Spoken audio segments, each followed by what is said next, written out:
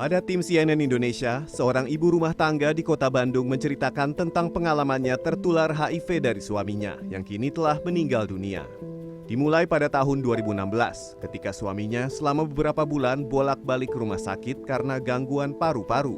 Awalnya tidak ada kecurigaan sama sekali, tapi kemudian penyakitnya semakin parah hingga akhirnya kondisinya menurun dan harus dirawat di rumah sakit. Dari kondisi itu, dokter melakukan tes HIV dan terbukti positif. Nah, pas saya itu seminggu mau meninggal kalau nggak salah. Saya dari SRAS itu dari tanggal 1, meninggal tanggal 19 waktu itu. Saya dicek, saya udah pasrah, pasti saya yang paling terdekat gitu kan. Terus saya juga searching kan waktu itu, emang nggak terlalu canggih kayak sekarang ya. Terus udahlah saya menerima gitu kan, nggak bisa nyalahin juga gitu ya udah. Pas dikumpulin kan ada dokter sama keluarga, ada kakak di situ. Ternyata saya kena juga. Sepengetahuan sang ibu, almarhum suaminya pada masa kuliah dulu pernah menggunakan narkoba dan mungkin dari sana dia terjangkit HIV. Menurut data dari Komisi Penanggulangan AIDS atau KPA Kota Bandung, dalam kurun waktu 30 tahun, dari tahun 1991 hingga 2021, di Kota Bandung terdapat 5.800 orang lebih yang terinfeksi HIV.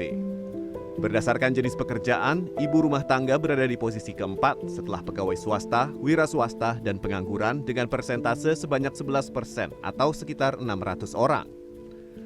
Namun, IRT menjadi kelompok yang paling rentan tertular HIV karena IRT tidak tertular HIV akibat perilaku berisiko yang dilakukan oleh dirinya sendiri, tapi oleh pasangannya.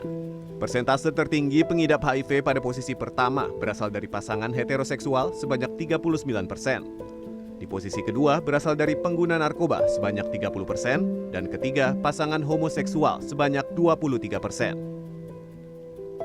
Berdasarkan usia, kasus HIV terbanyak terjadi pada usia muda yaitu 20 hingga 29 tahun sebanyak 44%, lalu di posisi kedua terjadi pada usia 30 hingga 39 tahun sebanyak 34% dan yang ketiga usia 40 hingga 49 tahun sebanyak 10%. Untuk menekan angka penularan HIV, KPA Kota Bandung berkolaborasi dengan berbagai pihak untuk melakukan edukasi mengenai HIV kepada masyarakat sebagai bentuk pencegahan. Kalau untuk pencegahan, kita kerja bareng dengan dinas-dinas terkait, dinas pendidikan, kita ada program Sehat Bersama Sahabat di SMP kelas 8, jadi anak-anak kelas 8 itu dikasih informasi HIV, Kespro, dan Nafza masuk di guru BK. Terus itu kan buat mencegah ya teh, supaya mereka nanti setelah besar gak kena HIV AIDS kan. Terus kita kerja bareng juga sama dinas sosial buat teman-teman ODA yang terlantar, kalau nggak punya tempat ataupun butuh bantuan dari teman-teman dinas sosial. Kalau misalnya dinas tenaga kerja, kita mengupayakan jangan sampai ada orang dengan HIV AIDS yang dikeluarin dari kerjanya gara-gara dia HIV positif.